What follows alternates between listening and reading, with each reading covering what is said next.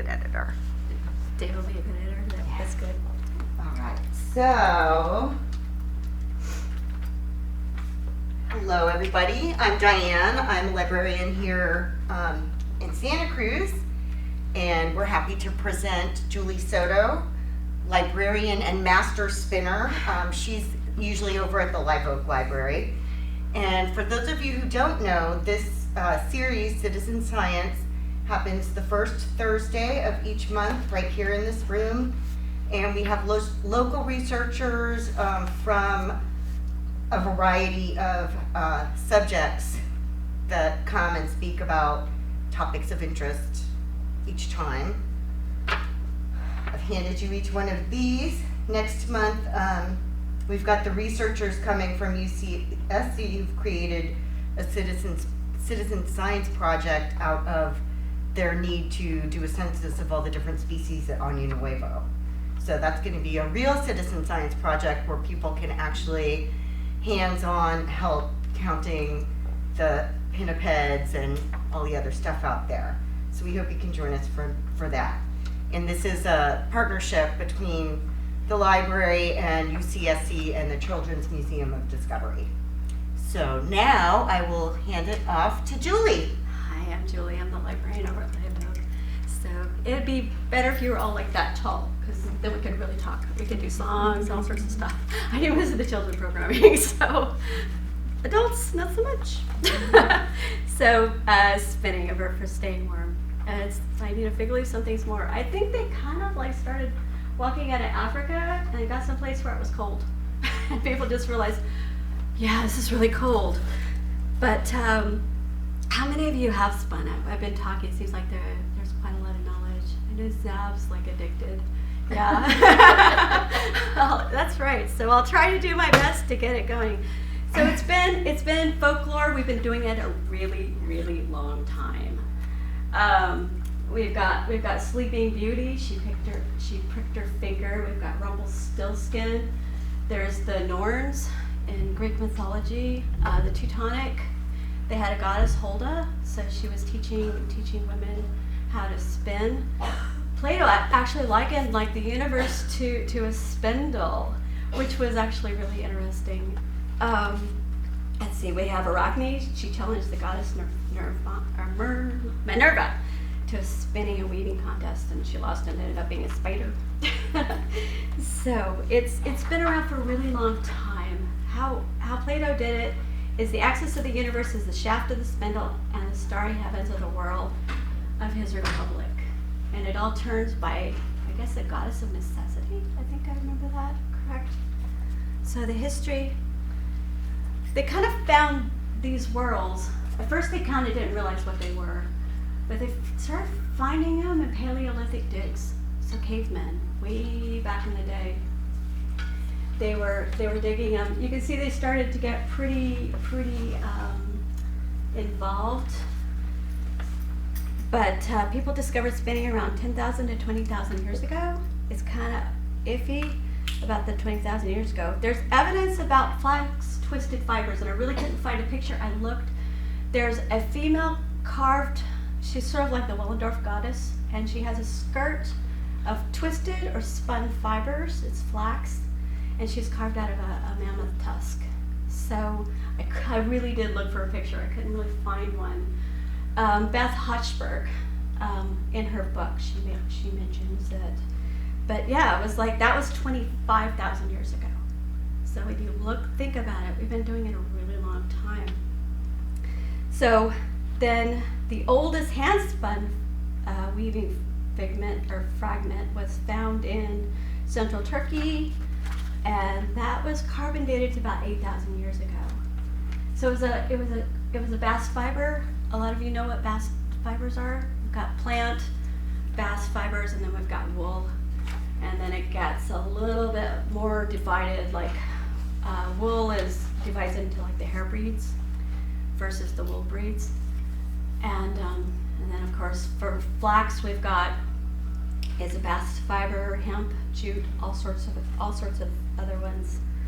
So they also said, which was rather kind of interesting, so spindle whorls have been found in Middle Eastern digs about 8,000 years like BCE. So the wheel was found so date generally according to the invention of the wheel was 35,000 years ago. Thus it's probable that understanding the principle of the rotation, they're rotating, possibly contributed to the wheel. You know, they're going here. See, you've got your spindle is going around. Turn it on its side. What do you get? So, I mean, it took them a while to get to that part. But if they discovered spinning, and then the wheel came along, I don't know. They're supposing. So here we've got some whorls. These are bronze whorls, different sizes, different shapes. So then we've got, so they're started appearing. Let's see, Middle Eastern. Talk about those. But before they had whorls, they had rocks. they think this is kind of a representation of what they think they had. So they had rocks.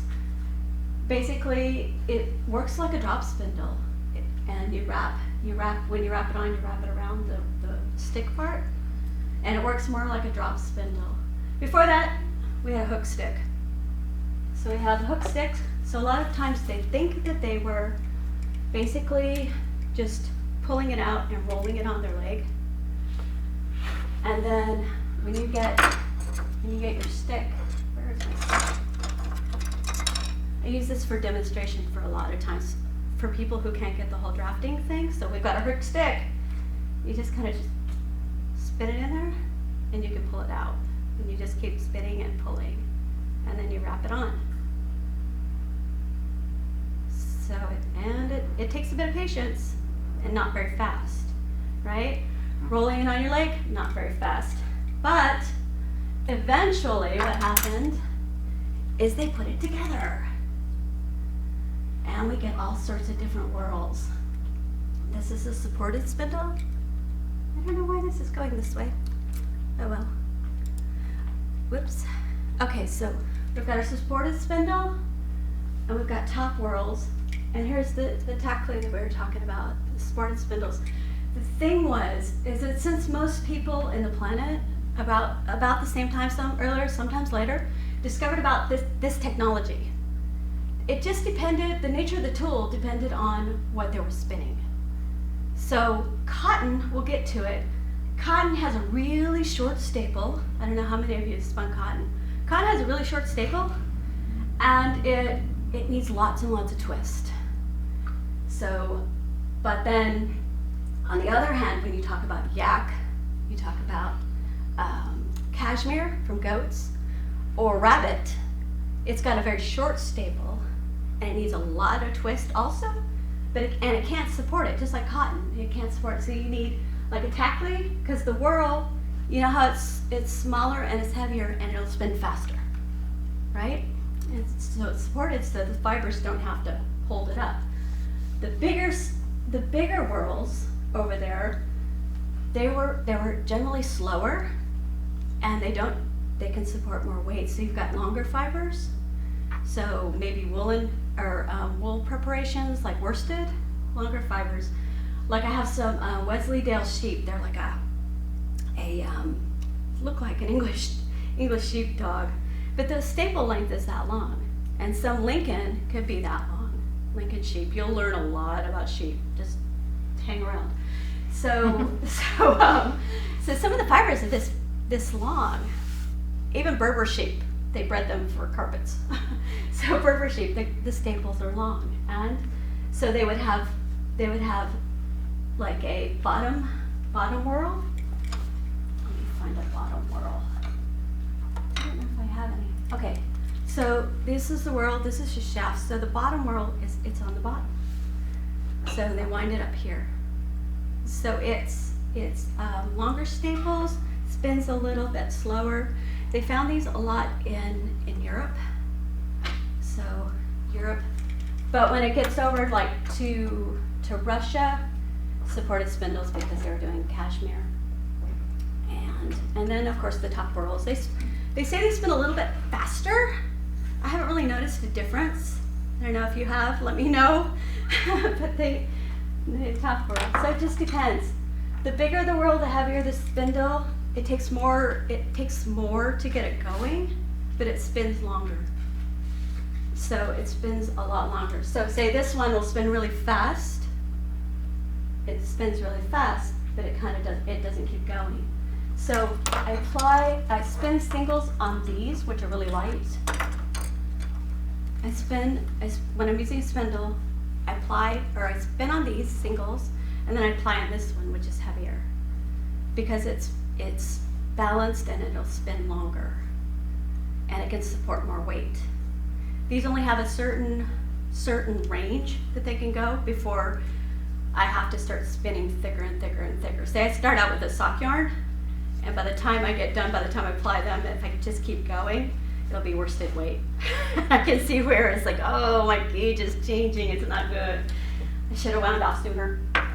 So, make sure that didn't go. So let's see, the next one, eventually they started adding, we have a wheel. This is a walking wheel. I don't know how many of you have seen the walking wheel. This is the sharka for cotton. And so basically they spin off the tip. A lady dropped off a sharka briefcase. So what they do is, I think they basically had they co-opted the kids because they didn't have the whole idea of childhood. They were just little people. So what they do is they crank it and then they walk. You just walk. And then they reverse it and you wind it back on. And you walk and then you wind it back on. And you just keep doing that. Walk, wind it back on. The great thing about that is it produces woolen yarn. It's a long draw method. So they said that you couldn't actually use it for weaving. You could use it for warp, or not warp. You could use it for weft because it wasn't tightly spun. So you could use it for weft, but not warp because it wasn't tightly spun. I think there's some theorizing thinking that Snow White or Sleeping Beauty pricking her finger on this was the quill because it's pretty sharp. So we think maybe that's it because we're like looking at the wheels thinking, I don't know, maybe not gonna work out. And then eventually, let's get over here. Eventually we got to the modern wheel. So you can see the pedal. We got Ashford, the little Magic Craft. I'm so drooling over the Magic Craft. Totally drooling. Let's see. So we got rocking wheels.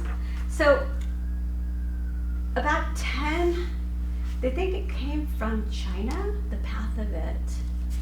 Let me get it out, because it was pretty interesting, because you think, where did this stuff come from?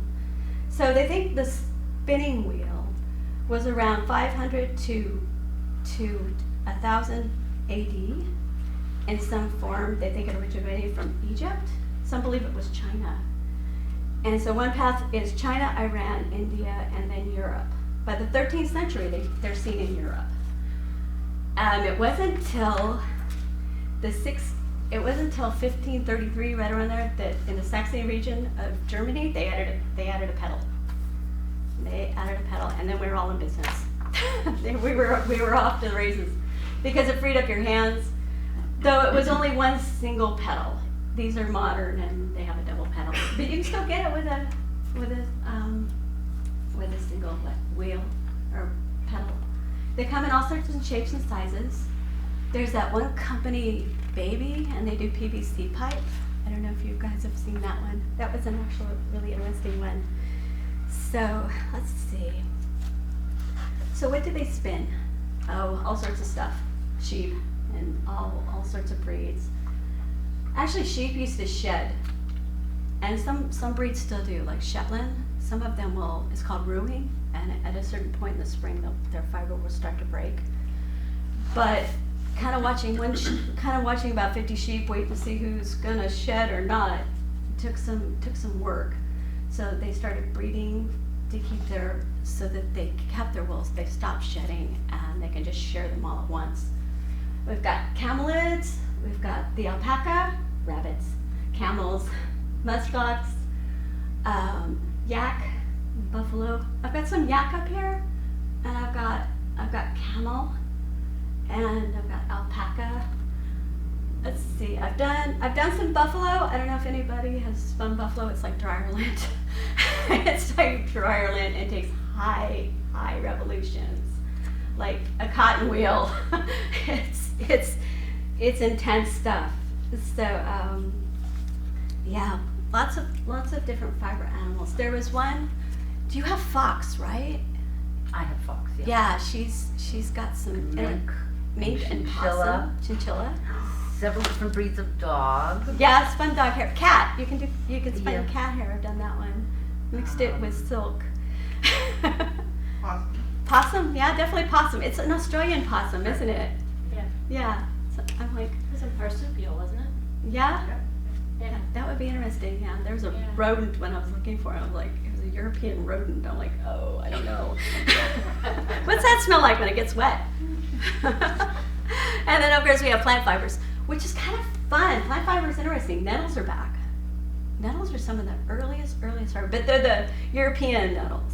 They're not the. I keep trying to find nettles. I want to process some nettles. Bamboo. We got flax. That's coconut. Seaweed, and then rose bushes. I've got some rose. I've got pineapple up here. Mint. All sorts of different fibers. They're using the lyso process. I'll talk about that a little bit. But yeah, they're coming up with a lot of really interesting fibers. I just kind of wish it smelled like mint, but it doesn't. So got all sorts of plant fibers. Oh, there's one. I started to do it. I'm going this way. Sorry. I was looking on the web. It's a dangerous thing. And I found this video that you can actually use Scotch broom. They used to do it, and I found a reference in the Iliad. I think it's the Iliad, where they used it, and it grows in the Mediterranean. It's actually Spanish broom, but it's pretty much the same plant. So I found a video, and it's all in Italian. So anybody who speaks Italian, let me know. And so I've got my Scotch broom. I think it needs to be wetted and pounded somewhere. We're still fine-tuning the process. We'll figure it out. So yeah, we redded it, and then they do this whole thing where you dance, they play music, they do the whole stomping thing, and then they let it rot, or they actually peel it and then rinse it and pound it. So it's really interesting stuff. That's my experiment and my mania right now. So that's what we're doing. Sorry. She's like, stay put. Let's see, what else do we got? Oh, tool preps. Okay, so if you're doing wool, we've got, what they did is a lot of them used the Viking combs. Have you heard the Viking combs?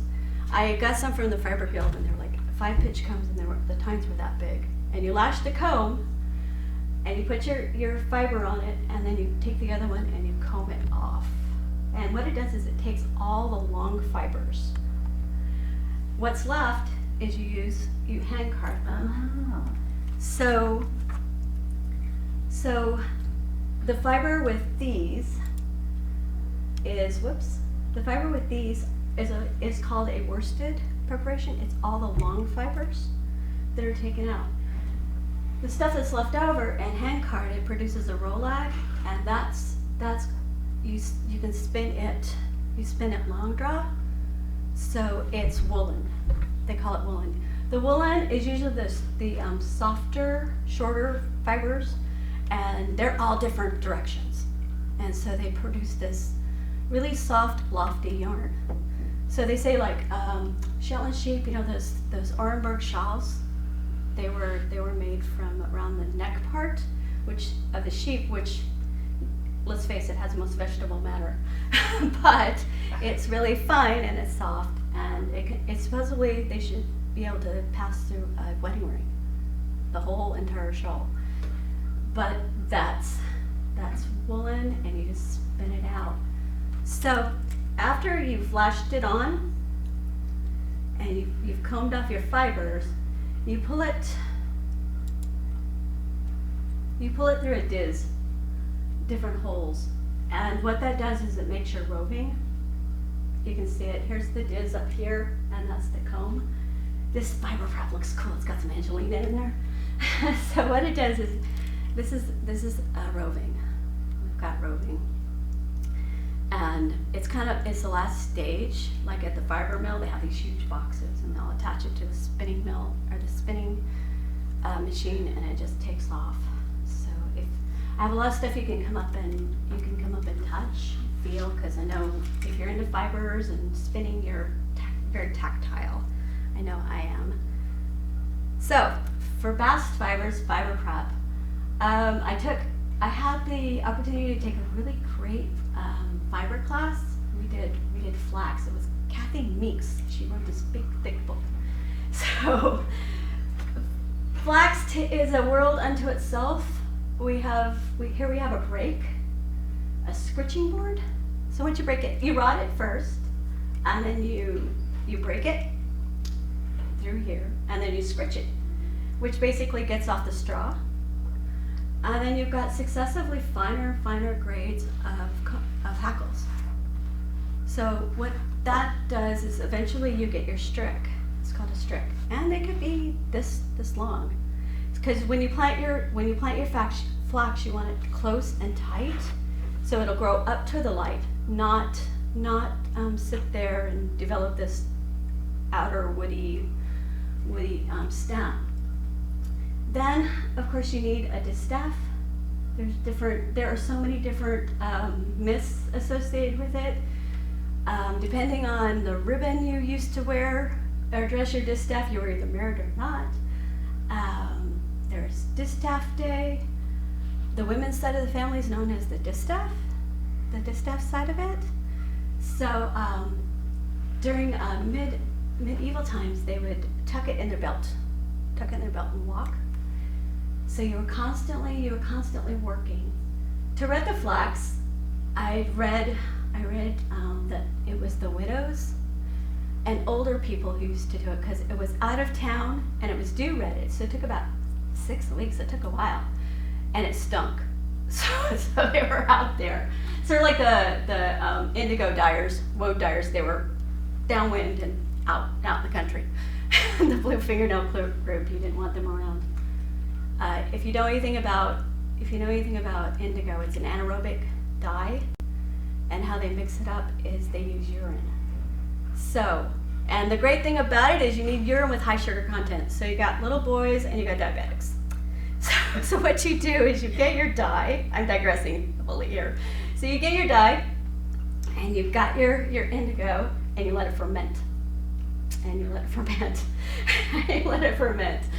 And then you dip your dye, you dip your stuff in, and you got to move it around because it doesn't really permeate the fiber. It kind of sits on top of it, and it's a clear dye. When you pull it out, it oxidizes, and it starts to turn blue.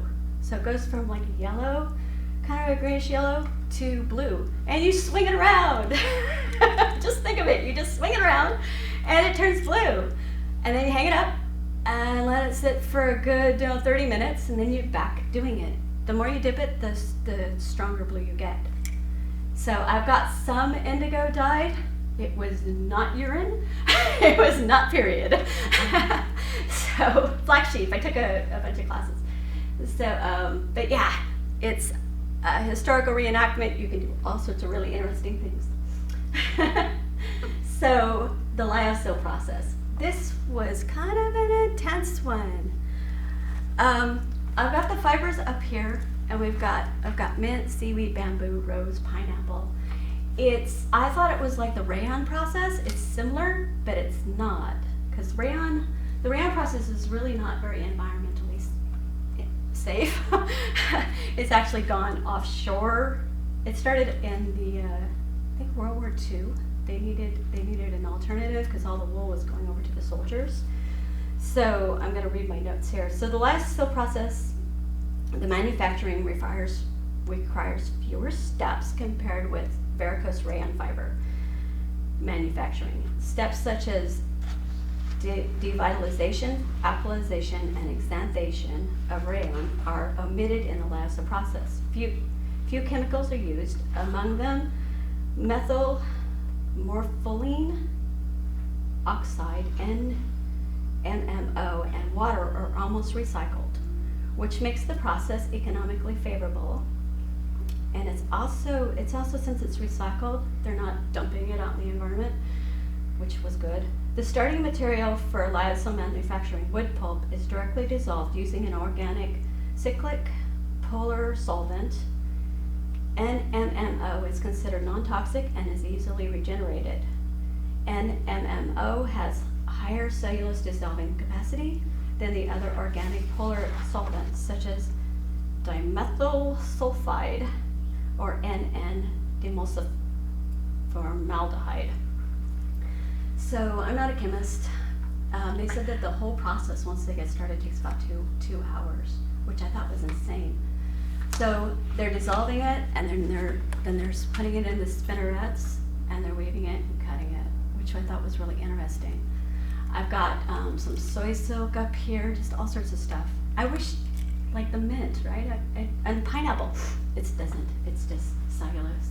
But it's got some interesting properties to it when you spin it. Like mint is shorter stapled, and more like a cotton. And then the rose was maddening. It was long. The staple was long, and I'm used to merino, and I was like, that's too long. But it's actually really interesting stuff. So that's kind of what they're doing. That's rose fiber up there. It's really beautiful stuff. I thought it was neat. The seaweed, they say it actually has some of the vitamins still in it. They say it's still got some of the properties. So why does the wool stay together? How's it spin? If you look at it, this is the human hair, and then you can look at the wool from a Corriedale sheep, which isn't that bad a breed. I've got some Corriedale, so it's not a rough one, say like Lincoln or like a Jacob, one of those. So it's actually, but you can see those barbs on it, the scales, versus human hair. And you can also just even look at it. It just stays together. If you're doing sharka, you want to have it really loose because you want it to draft. Just FYI. So, but you can look at it. Like how many of you felted stuff accidentally or on purpose? Right? Soap, hot water, agitation equals felt. If you're dyeing yarn. I have an alpaca fleece, you just look at it and it felts. It's awful. So, but yeah, so what happens is those scales, they open up, and then you mesh them together. Say you shock it with cold water and it goes like that, and you're stuck. Yeah, you gotta find someone else to take that sweater that fits Barbie. So, Corriedale sheep, but it holds together. And then the thing with it is, you can look at it over here. Like this is the coarse wool. Wait a minute. No. Here we go. All right, so we got coarse wool, we've got fine wool, alpaca, cashmere, silk, linen, cotton, and polyester. So coarse wool, I've got some over there. I've got lamb's pride meal ends over from the Sheepshead Studio. They're a vendor. You can get some good stuff. I wanted something that people could learn on. Fine wool, say, like merino, you can get 18 with a micron count. I know I'm throwing terms at you. I have a handout for terms, and I have something that explains like the wool grading system, like microns, the Bradford count, the blood system. I think that's or how many. Also, there's another system. How many yards you can get out of a pound of wool. There's another one. It gets kind of technical, and nowadays mostly people go for the microns, and they inversely correlate. So, say 64s for the Bradford count is pretty soft, and the same like corresponding with the micron count would be say 21 microns. 18, it gets really super soft. So, but you can look at the polyester one down there. It's like super thin, or just totally smooth. I thought silk was crazy that it was that smooth, considering silk is completely grabby. I've spun silk hankies where you put your hand in and you pull them out, and then you kind of twist them and knit with them. I was cutting my hands. There was like some seriously like strong stuff, and it was like, so that was a surprise to me. And then alpaca. I have some alpaca up there. I raided my stash. It was pretty neat. I got reacquainted. So here we go, when you're spinning. So we're spinning. Basically what keeps it going, what keeps it all together, is the twist. You guys probably know that. So to get started, we have the twist. So that's the only thing that keeps it really together. Those scales and the fact that it wants to stick together. And so then we have the twist, and that keeps it together. So people, it's kind of an accepted norm. If you spin different, good for you. It's kind of an individual thing though, but most people do single Z and then they apply S. So clockwise, if you're doing Z, and counterclockwise if you're doing S, when you apply S. So what you do is you spin your single and then you apply it the opposite direction. You can knit with it. You've seen loppy yarn that's not really, it's just barely twisted, and it's really thick, and it's pretty much pencil roving. But the twist is still there, and managing twist is all about spinning. You're basically controlling the twist as it winds up the yarn. So, and that, I'm tying this on. So, and it's trying to eat me. So we've got S and Z. If you weave, you'll also notice it repeats again, S and Z for tablet weaving. Do Viking tablet weaving. Depends. So plying, why you need it balanced. So the thing is, you want to know blocking, not the block. So plying makes a stronger yarn, and it balances out the twist. So if you're spinning it one direction and you have no counterbalance and you go to say knit with it, it's always going to go that direction. It's always going to go that direction. If it's not balanced, a lot of people block their yarn. I'm kind of not a fan of blocking, because what happens is it's straight, it's hanging straight. How do you tell if it's balanced? It's hanging straight. Let me show you. So it needs to hang straight. Or slightly twisted, but for knitting you need a little bit over twisted. Okay, so it hangs straight, right? Balanced yarn. I don't have to worry about knitting with it. So if it's twisted and I block it, right? It's really twisted and I block it. What happened? I know this by personal experience. I had an unbalanced yarn. It wasn't balanced. I blocked it. I knit this cable, this great sweater with a cable. I washed it. The fibers relaxed into their natural position, and my cable went dink. So it was like, okay. I tried every which way. It didn't work out. I had to frog it, rip it out, and yeah. So if it's not balanced, I want to know that before I invest the time and energy into it, because it was spindle spun and it was bamboo, and I was like, it was not good. I was all upset. and the fiber group was like, well, we're not sure what we can do to help you. So let's see. Let me see. I think that's the end of what we've got here. So are there any questions? We can go, it could have gone into how to choose a fleece, skirting, all sorts of stuff, but I kind of narrowed it down because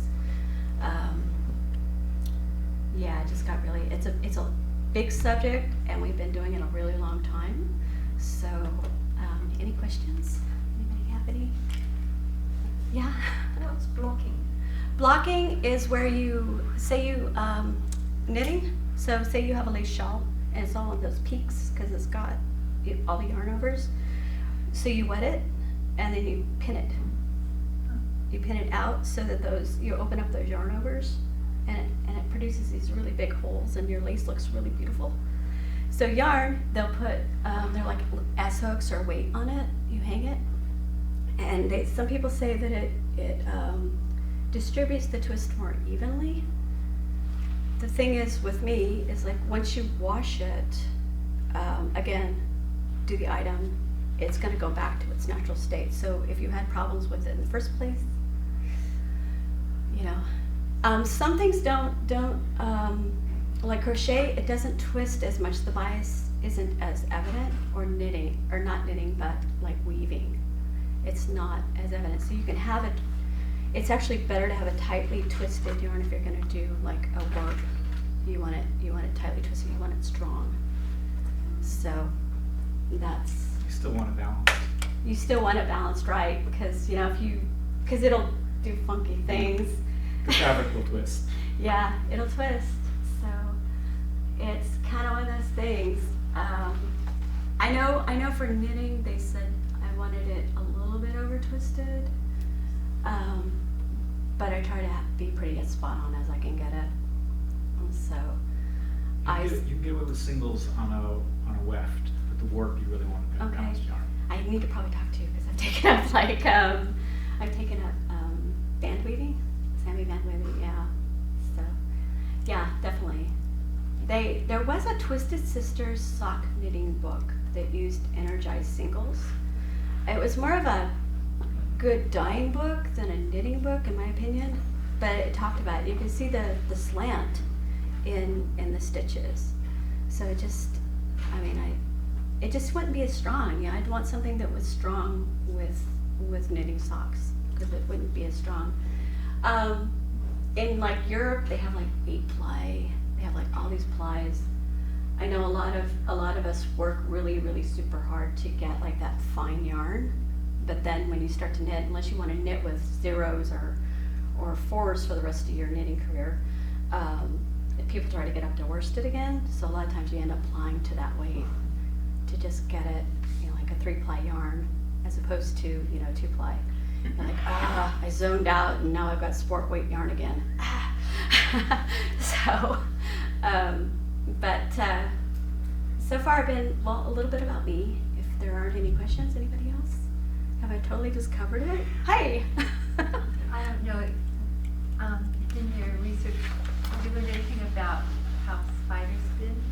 They do. They actually do spin. They've actually been using, wasn't there a thing that they're using spider silk? Yes. They are. And they actually have the genetically altered goats. They've crossed with spiders. And so they milk them. They're in England and they milk them, and I'm not sure what process they use, but it produces extremely strong fiber. I was like, really? Genetically? Why'd you do that to a goat? But yeah, I can find the link for you and send it to you. It's pretty interesting. Somebody, I think it was in India, they collected all the spider silk out of the street lamps and actually wove a garment. They did. Wow. And it is stunning. Oh gosh. Absolutely stunning. I'll have to give you my email. I'd love to see that. Yeah. That would be. But they literally raided the entire city for all the cobwebs. India would Making probably have spiders. some pretty big epic spiders there. They were not a friendly looking spider. No. The hotter the region, the nastier the spiders. Oh, yeah. That would be cool though. I'm so arachnophobic. So someone else would have to do that for me. So where would you go to get like seaweed to spin? Oh, I bought it online. you can get it online. It's all online. Of course. There's Paradise Fibers. They're a big one. They're not very cheap, but you can get stuff by the ounce. The Woolery. Let's see. If you want, like Sheepshead Studio, they get mill ends from Lamb's Pride. They're like this old couple. They live out in the middle of nowhere and they drive the big old truck. It's funny. They're in their 70s. Their blogging works, I guess, as a marketing tool. And so then they sort it. And all the pictures they show of them sorting it, it's like this little old guy who's like sorting things out. So I get stuff from them, and then I get stuff from Etsy too. Etsy has a lot, yeah. Oh. Yeah, you can get, it's like the fiber sampler that I got of the different fibers I got from Etsy, a seller. A lot of people are making spindles, all sorts of really good handmade items. just a big wool show in Monterey and an auction on Monday? That's right. I've got one of those places. I got a job and I was like, woohoo!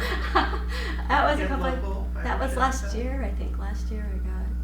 Yeah, year before last, I was able to do it. I think most of the lyocell fibers though come from China. I think so. Which they're probably not so concerned about the environmental process with it. All the viscose fibers come from China. But Oh, that's cool. I didn't know that. That's just cool. about. Yeah. It's because the viscose process is indeed environmentally quite damaging. Yeah, I kind of thought so. If you can't pronounce it. But yeah, they said it was a little bit more green, but yeah, depends on who you read. So you can't collect your own seaweed when like you do the broom. What? You can't collect your own seaweed like you do with the broom. The problem is you have to dissolve the cellulose in Yeah. a fairly toxic solvent. Yeah, you have to dissolve And it. the lyocell is a less toxic solvent, but that doesn't mean it's non-toxic. Right. Yeah. It's dissolving seaweed and wood. And it takes an hour to go through the whole process, so it's pretty strong stuff. So when did people start using seaweed as a fiber? I saw it like about 5 years ago. Oh, It started. so it's I started- recent. It's yeah. not No, no, it's very old. Is it Oh. old? Okay. Yeah, Yeah. especially in Greece and Oh, they're using the it in Greece? Mediterranean, they've used seaweed for. Yeah, but that's a different process. That's Is not it? a What's fiber the you get in process? water. Do you know what the process is? then? I do not remember. Okay. It's a secret. Yes. It is a It's secret. oh right, I recently saw that. Something about clams. Something Yeah, about that's on clams. seaweed. That's the clam spit that I'm not sure what they do with the clams do with their spit, but there's some. And kind how they of- collect in the ocean. It's their roots, the clam roots. Oh. Oh. Huh. They anchor themselves, they pull that out. And Did they damage the clam? Well, that sounds like damaging. Oh. I well. don't think that's like a real garment level industry, you know? That's a No, very she's like one special person section who's thing. doing it. It's been passed down generations. It's an actual rather interesting process. her thing on the web. So yeah.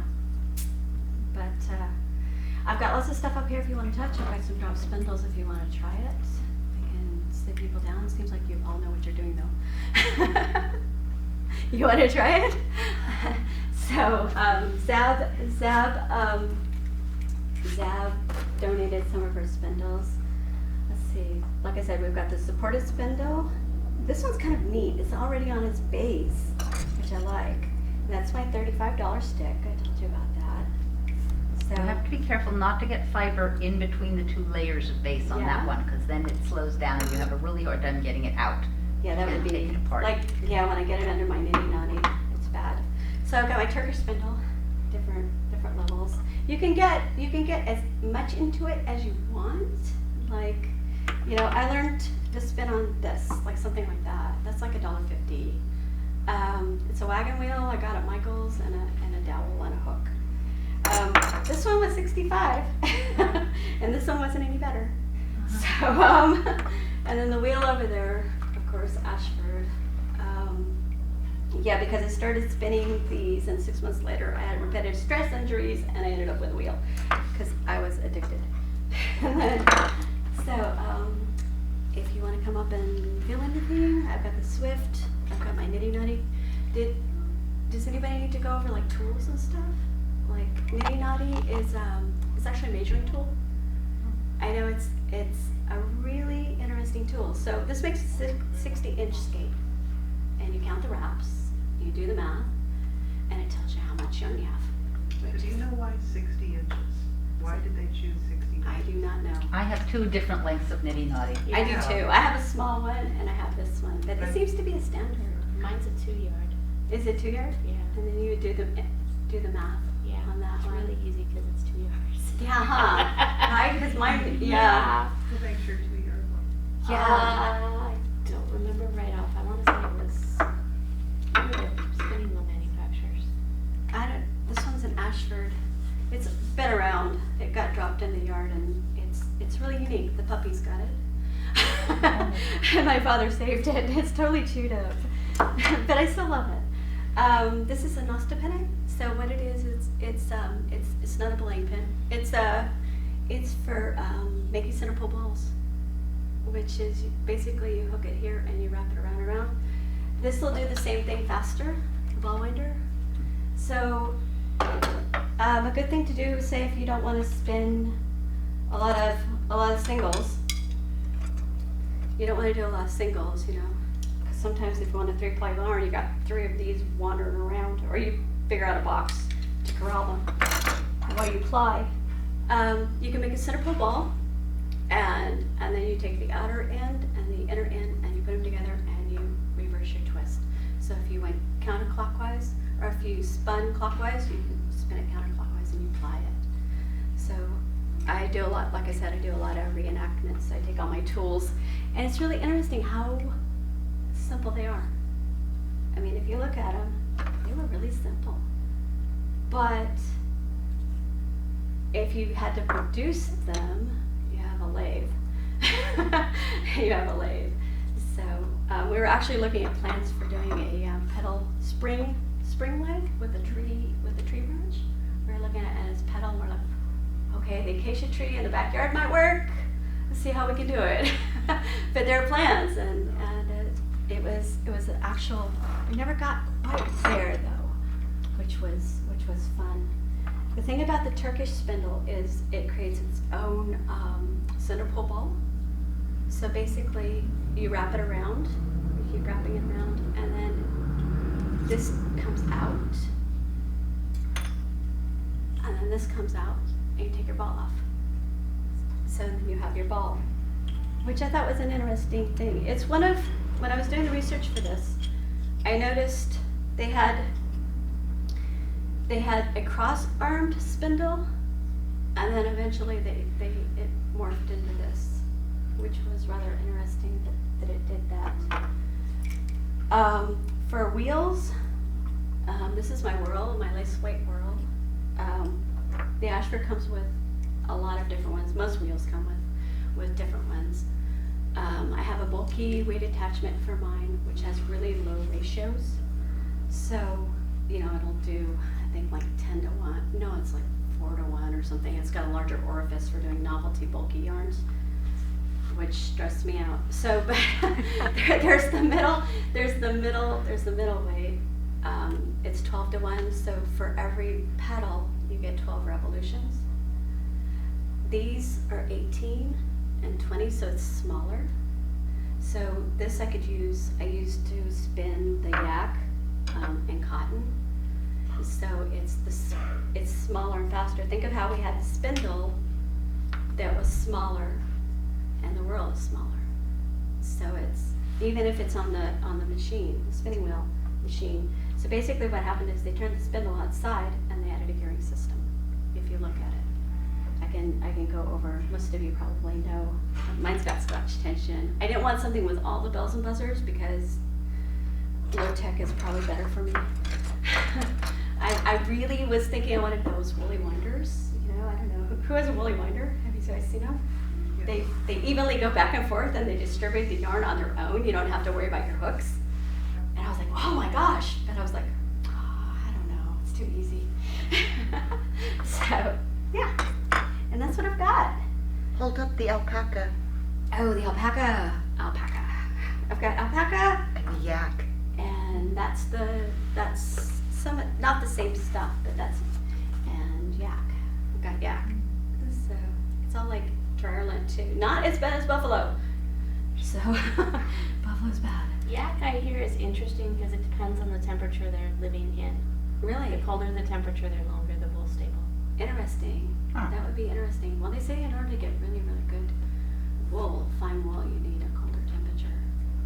Which someone said, that doesn't, wait a minute, look at Arizona, or not Arizona, but Australia.